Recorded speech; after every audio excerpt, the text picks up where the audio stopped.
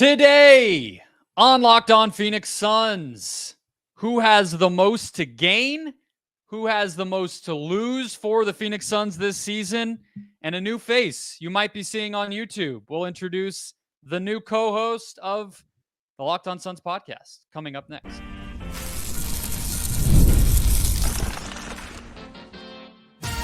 You are Locked On Suns, your daily Phoenix Suns podcast.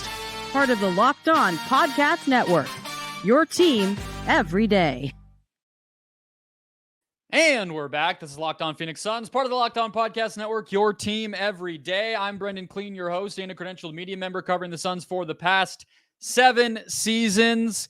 Welcome in. Thank you for making Locked On Suns your first listen to kick off your Monday, to kick off the week. Hopefully nobody that's listening to this is working, but I know some of you are. It's Labor Day. Thank you for being here. Hit follow or subscribe if you have not already.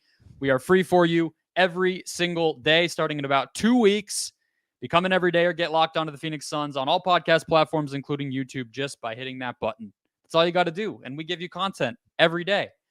We have a big show today. We're going to go through who has the most to gain and the most to lose this season for the Phoenix Suns.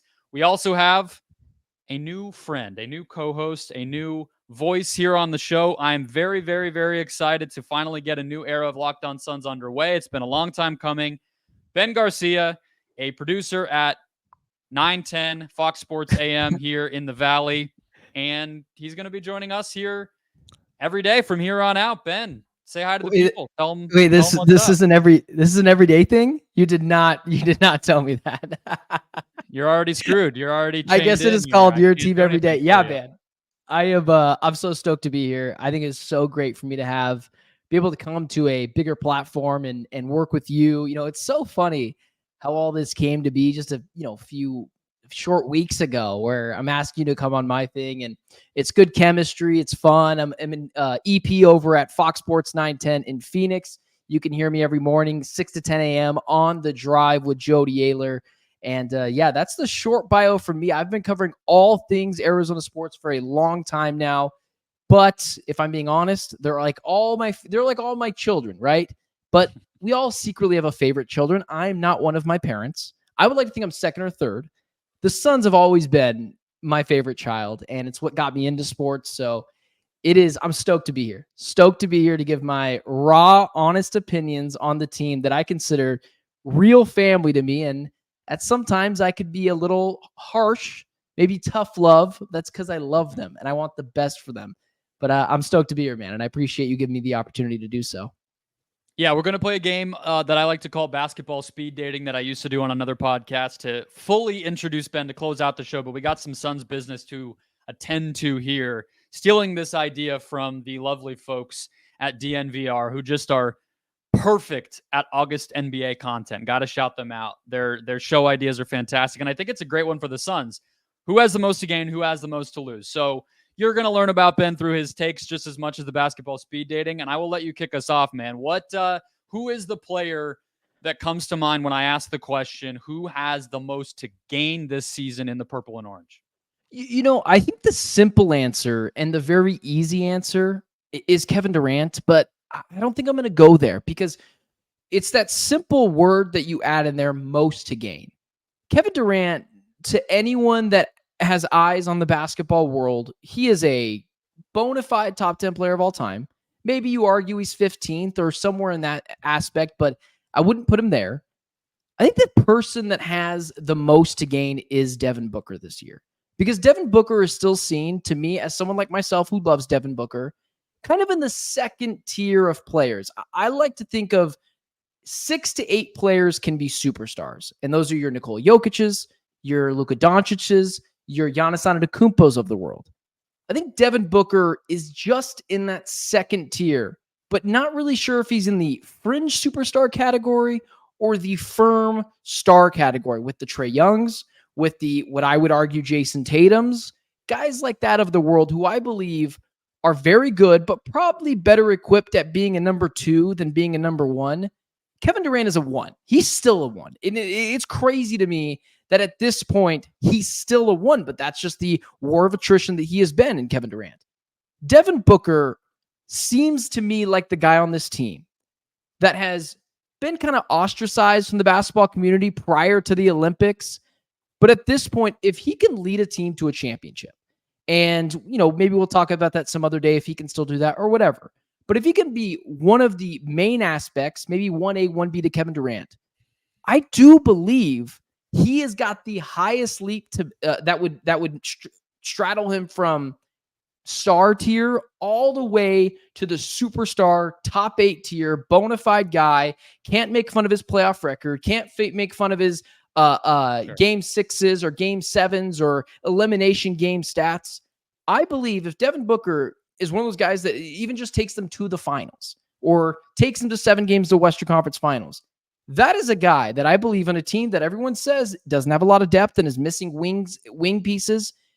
If he can get through all that and be leveled up, I think that's the most to gain. Is that insane, or would you say it's a Kevin Durant or maybe a Bradley Beal? I don't think it's insane. I hear you loud and clear. I think that obviously the common denominator across all of the unfortunate, we'll call them Suns elimination games, has been Devin Booker. He's the only guy that was on both the Mavs Game 7 team and this year's sweep. So it has to be him, in terms of the best players on this team that has maybe taken the brunt of that doubt. So him making up for that and overcoming that would be huge. And we know that if they're going to get anywhere near where they want to get this season, he's going to have to do that. So I don't think that that's a bad answer at all. My answer is Bradley Beal, though, because I just look at what I've basically been consistent on every step of the way with Beal, which is that the third best player of a big three always adjusts. And contrary to the vibes of Bradley Beal's season and the spat with Frank Vogel at the end of it and the ugly game 4 against Minnesota and all those things, Beal did adjust last year. He's well on his way to being the type of player that I think can flourish in that, even if you just call it 1C, but I think most of us would agree it's closer to a, second or third on this pecking order. He's closer to being that type of player than I think people realize. He had the most efficient season of his career last year. He took more threes than he had in years. He took on defensive assignments that he wasn't used to doing, just handled being impactful without having the ball pretty well, especially given somebody who, for the beginning of his time on the Suns, first coming back from injury, he was not himself physically. So I just look at their end goals here. And if I'm talking about a guy who has to, I think all of the big three needs to play more like a role player in order to be better than the sum of their parts. But I think Beal, more than anybody, being an even more impactful defender on and off the ball, taking even more threes in order to help the Suns in that department, continuing to be efficient, having the energy and the hustle and all that stuff, not come and go based on how much he's scoring, but really embracing the mentality of a role player as well. I think that if he does that stuff, we will think of him much differently, and he'll get to go to the promised land that he hasn't gotten to since John Wall was around. And, I think most Suns fans would hope even further than that. So I just look at the top versus the bottom level outcomes, and Beal feels like the biggest example of that I can think of on this team.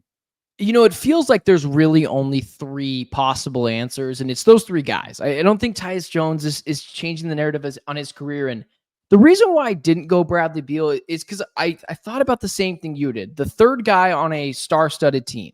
And I thought back to Kevin Love, who had to change his whole game. He was a completely different player from the Timberwolves to the Cavs. Basically turned him into a spot-up shooter and not the Domantas Sabonis level player in the paint that he was. Or I thought of, again, a LeBron James-led team, a Chris Bosh. And we do place a lot of blame on those players. Chris Bosh used to get a ton of it. Kevin Love used to get a ton of it. But I feel like the story is kind of already written on Bradley Beal. I don't know if he can elevate his career any more than he has done so far, like in his career as a whole. But with Bradley Beal, I just think he is always going to be the end of all jokes. Even if this team, I think the only way that he could gain any further is if he wins a championship. Yeah. But I just don't know if Bradley Beal, anything he can do, can level him into a tier historically that can get him. I just don't. Can't you say you could say that about all the big three though, right? Where like even with your case with Booker, I kind of think that only happens if they win the title. You think so?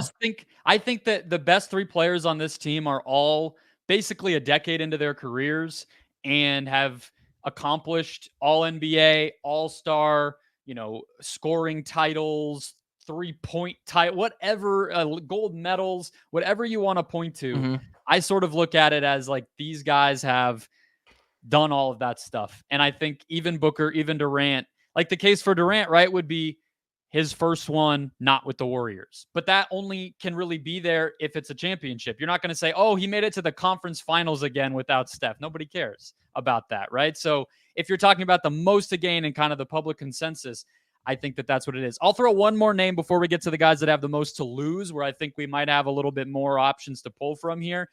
Most to gain, I still got to go back to my guy, Bol Bol. I still think that if you're talking about any player who's young on this team, who has the room to go from question mark, maybe bottom of the rotation, 9th, 10th man type of guy to, hey, he's a dude now. He's somebody that can be in a playoff rotation. Bol's the guy. A lot of these other guys are vets. We already know the answer. Grayson Allen, there's not a lot of variance to Grayson Allen this season. There is for Bol Bol. He can take that another step forward from what he has the past couple of seasons, and I think make himself some money, help himself in sort of how people think of him, and, hey, win some games, contribute to winning. All right, let's get to the guys that have the most to lose this season. We'll probably have some more disagreement coming up next. First, today's show brought to you by the Gametime app, the best place to buy a ticket. Just bought my own to D-backs Dodgers Monday. Get to see the 4th game of this awesome series. Gametime has you covered for everything you need: comedy, concerts, theater, and of course, sporting events. And they have the Gametime picks that cut out the fluff, filter out all the nonsense you don't care about that's 400 miles away from your house or not an event you've really paid attention to in the past. And it gives you the best deals, the most relevant games, the best stuff right at the top of the app, of the website, whatever you're using. It's right there front and center. They also are running a deal on the Dodgers D-backs game. If you still hear this with some time and you're wondering what to do on Labor Day, all in addition to seat views, lowest price guarantees, ticket coverage, all the stuff that makes other apps a drag. Gametime said, yeah, we're not going to do that. We're going to do the best stuff and give you the best prices and put the best stuff at the top. And there you go. They did it. Download the Gametime app, create an account, use the code LOCKEDONNBA for $20 off your first purchase. Terms apply. Again, create an account, redeem the code LOCKEDONNBA for $20 off. Download Gametime today. What time is it? Gametime. All right, Ben, here we are keeping it rolling for the people on this Monday. Who has the most to lose for the Suns this season, right? I think the expectations are very high, so everybody wouldn't be a bad answer. But look, some of these guys are minimum players. Some of these guys are rookies. I don't think anybody's going to say Oso Ighodaro has the most to lose on this Suns team. He's entering the league, doesn't have any expectations at all. So who do you look at where they're here and all of a sudden they could be a lot lower in terms of where their career is going or how people think of them? Again, this is one of those ones. I think you're going to get really upset with me when I say this because I'm going to totally flip-flop on you. But, I guess this is one of those ones as well where you could point to Kevin Durant. He's got a lot to lose. I just think that's the easy answer. I don't think it's fair. I don't think Kevin Durant's stock is ever going to be lower than it is right now. And I'm not saying it's low. It's like Apple on a bad day. It is incredibly high. What could happen with KD would be asking for a trade again, and people would just clown him for that. But I don't think that's coming. And that doesn't bother me as much. This is an NBA where you had said this. Everyone asks for a trade. I don't care. It doesn't bother me. I don't think it's Devin Booker. I think it's clearly Bradley Beal. And here's why. I think the story, and like we just mentioned a second ago, is already written on Bradley Beal. He's 31 years old. I think even if they win a championship, he will largely be an afterthought. He will not be anyone pointing at him or saying they won in spite of Bradley Beal. I do think that if they flame out like they did this year in kind of horrendous fashion, everyone is going to point to Bradley Beal. And this is a guy who risked, this guy potentially, probably not, but potentially, if he had a couple more seasons like he did with the Wizards, a couple of 30-point per game seasons where you're like, does that guy, because everyone gets into the NBA Hall of Fame, does that guy have a case to be in the NBA Hall of Fame? Like, just a case. Like, could you talk about it? Like Phillip Rivers in the NFL, like Eli Manning in the NFL. Does he have a case? Bradley Beal, if they flame out, they're going to be like, oh, bad stats, good, or good stats, bad team. Like Devin Booker early on in his career. And I believe they're going to point to, this guy doesn't know how to win. He's never won before in his life. He made it to a semifinal, I believe, one time in the Eastern Conference, but it was a weak Eastern Conference and largely didn't go anywhere after that. I do think Bradley Beal is playing with fire and almost in a sense where, does he even really care, or is he just here for a paycheck? That's where I feel on the most to lose Bradley Beal front. I just don't think it can get much worse than how he ended that before. He was the butt of every joke. The contract people already have been clowning since the day Washington gave it to him, and that's not his fault. He didn't, what is he going to take less money from a team that is offering it? No, but I just have a hard time imagining that in another injury season, proving people right that he can't stay on the court and all these things that are negative about him, flaming out the way that he did in the playoffs, being clearly the most disappointing part of the Suns team in that postseason series. I just have a hard time thinking like where could it go below that? I almost think there's nowhere to go but up. I don't know. We can disagree if he has the most to gain. I know you don't necessarily think that, but most to lose, like, you're talking about like, what is he not in a team's rotation next year like that? That feels kind of crazy. I think is it crazy? Like if Bradley the guy had Beal, a 61% true shooting percentage last year and had multiple games where he scored 30 plus, was raining threes. Of course. He was really good. He's disappointing for somebody making $50 million. But if you ask me, do you want Bradley Beal for a minimum? Like, of course, the guy is a good player. I know you're very high on Bradley Beal on a Tuesday night when he's playing against the Washington Wizards. You're right. He's very good there. The only thing anyone cares about here is the playoffs. And last year in the playoffs, and you're making me rag on my guy Bradley Beal, he was awful. Like, he was awful with a capital A. Call him and your guy.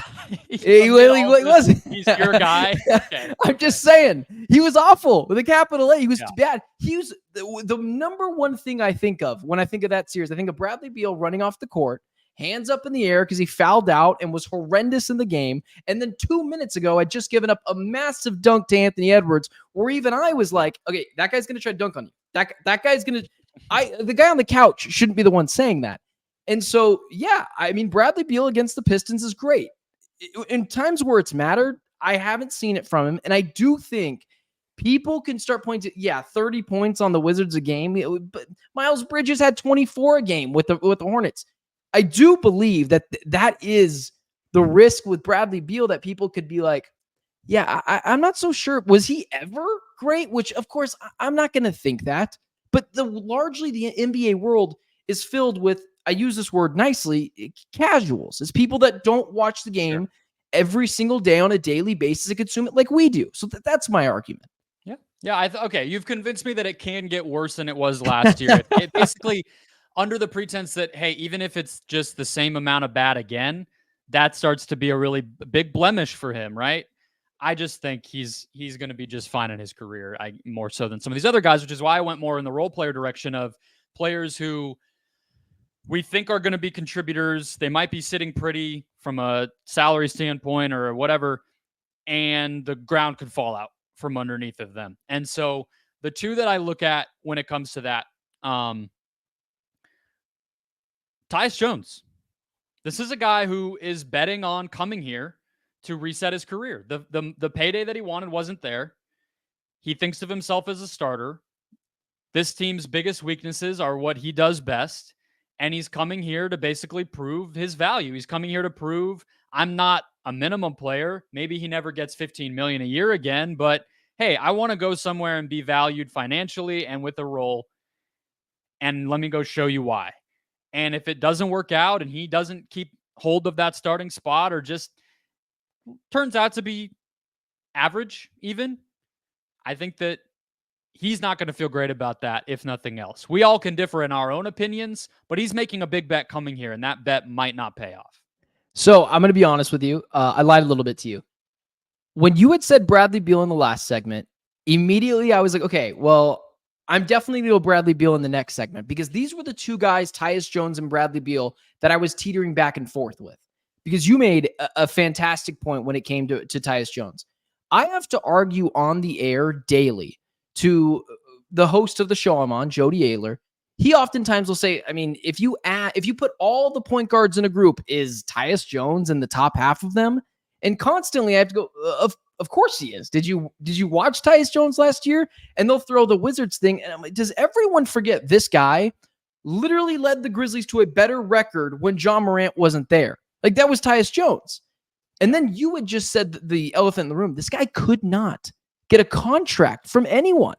I do believe that this is Tyus Jones' only chance that next year to get a payday, or if he's going to be a vet minimum player the rest of his career.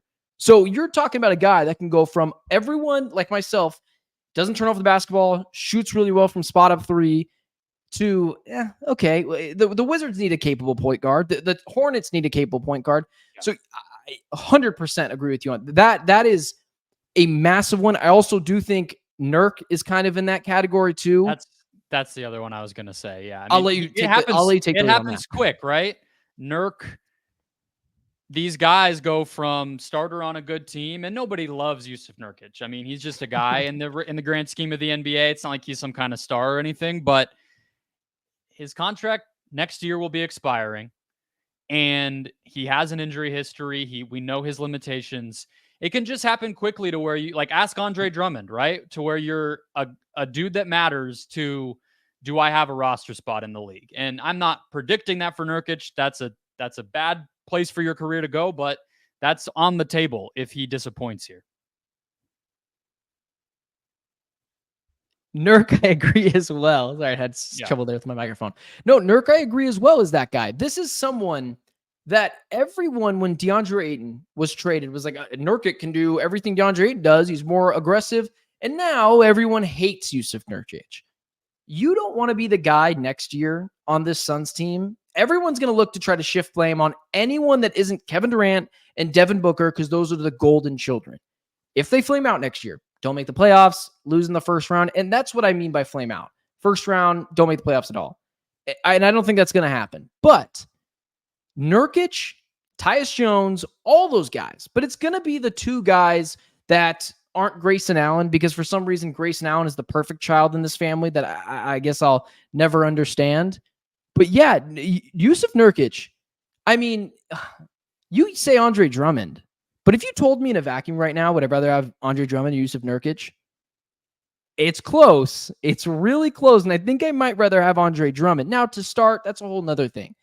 But I do think Jusuf Nurkic is closer to being out of the league than he is getting vet minimums everywhere on capable teams. Now, I do think he can get vet minimum on the Charlotte Hornets and get on a team. But like, Andre Drummond is playing for the Philadelphia 76ers next year. Like, it's a good team that's going to need him for a playoff run.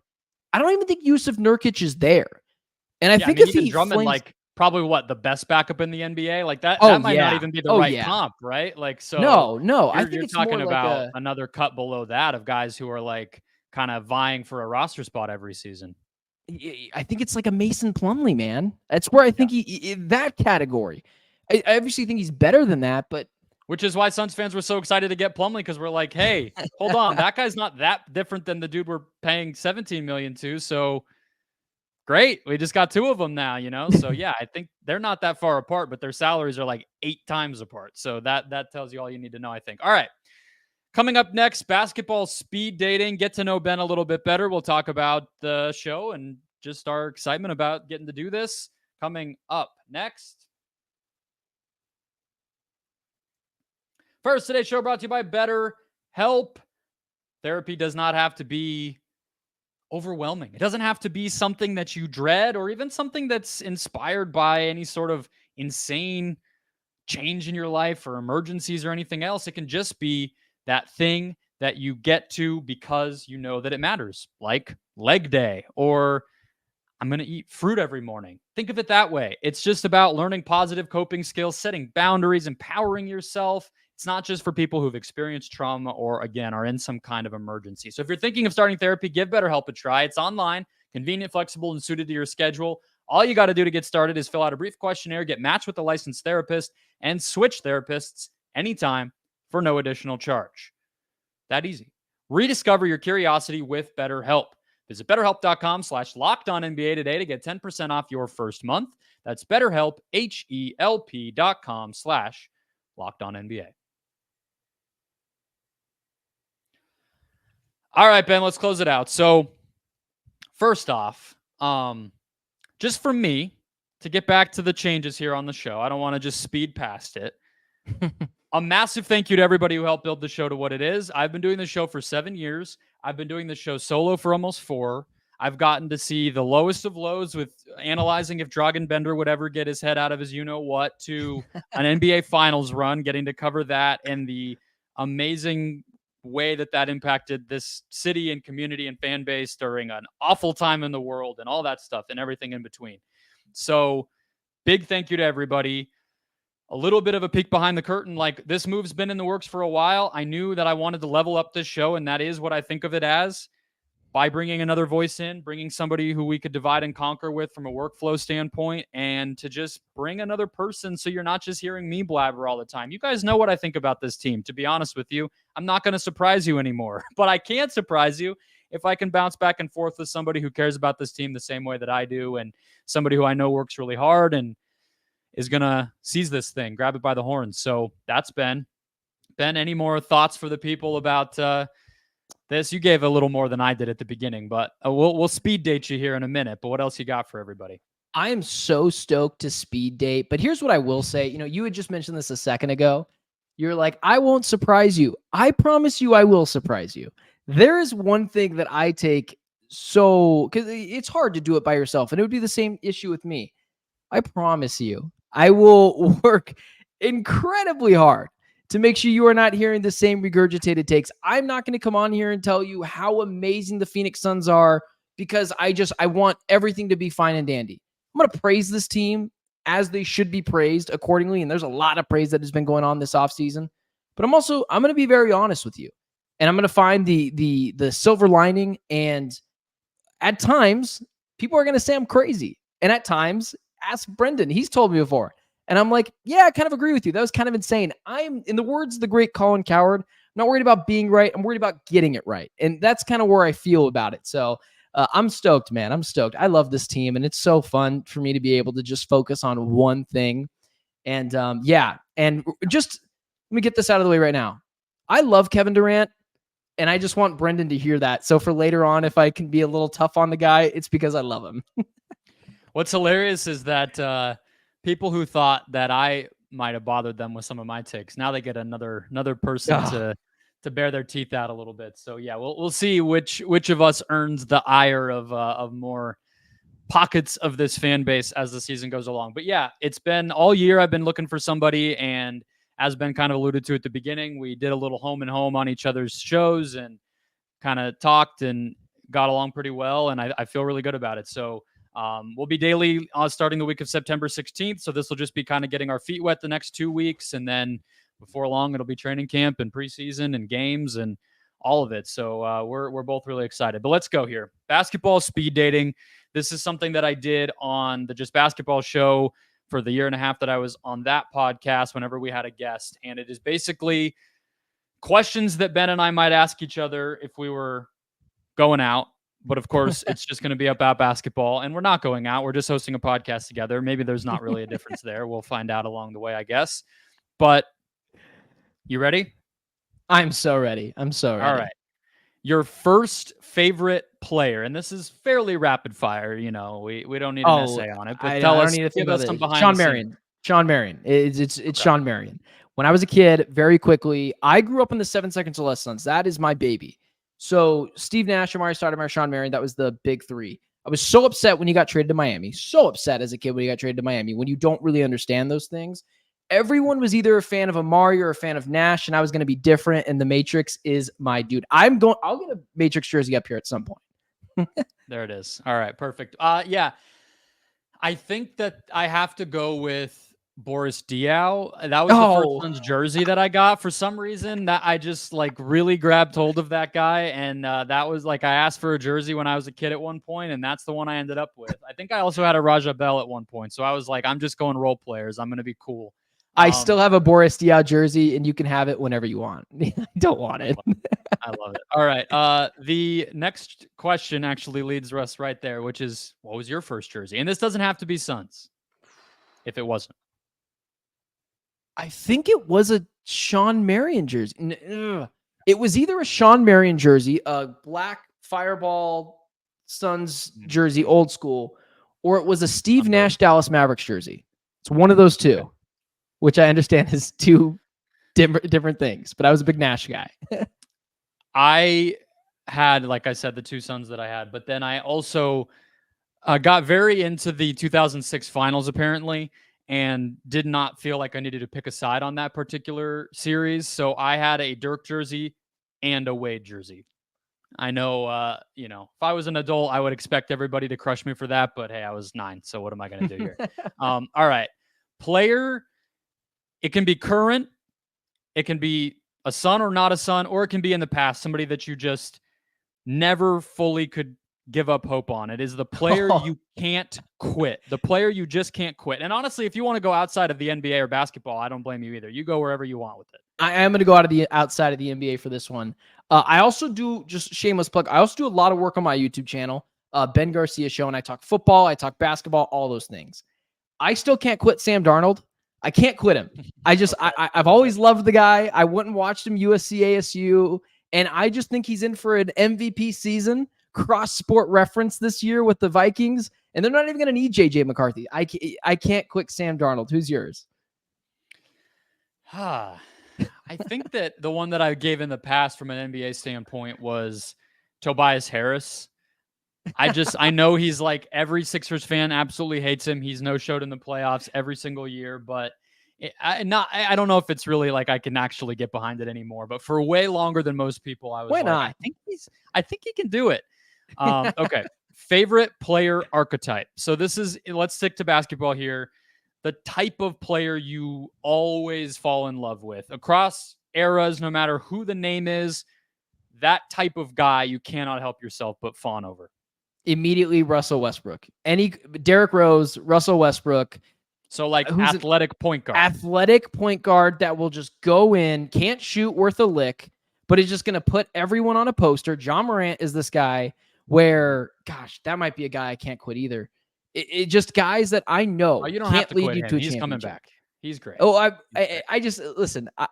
I know they can't win a championship. It's very clear that the athletic point guards don't work out very well.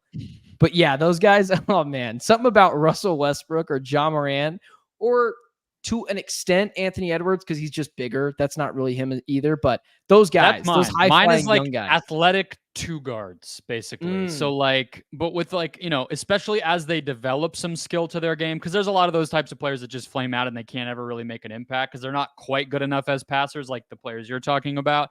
But I'm talking about the ones who clear that threshold. Honestly, the Mercury have one in Clea Copper. She's very good at that. Beast. Anthony Edwards, that type of just like physical, forceful two. I can't, Dwayne Wade jersey, like I said, from back in the day. That's another good example. All right. Next question, Ben. What food and drink goes best with basketball? If you're having people over, if you're at a game, what's your pairing for hoops specifically? So I'm not talking tailgate for a football game. It's basketball specifically.